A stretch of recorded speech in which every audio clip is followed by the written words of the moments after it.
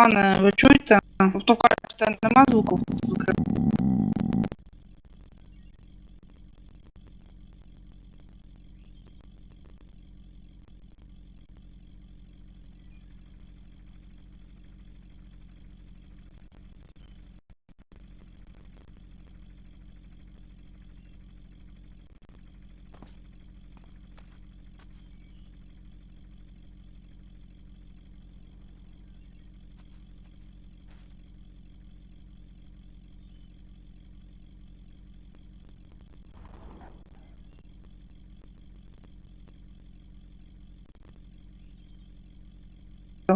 Пане, не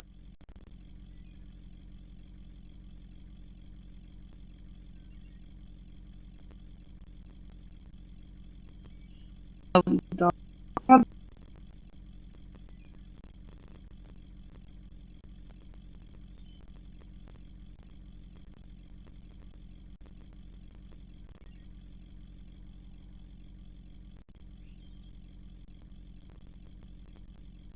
Так, резерв, що ви використовуєте проти людини, достатньо ключки від кайдані, надіну людей в кайдані. Ключку візьму, майор Харків Пасхалович, чим скажу, на очей не передавав форму. То кажучи, поздравляємо.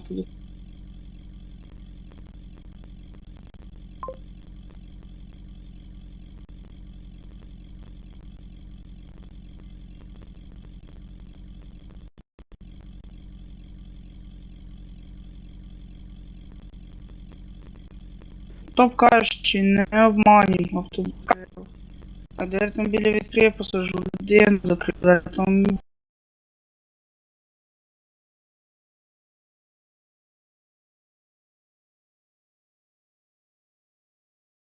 Пущу людину. Остановите!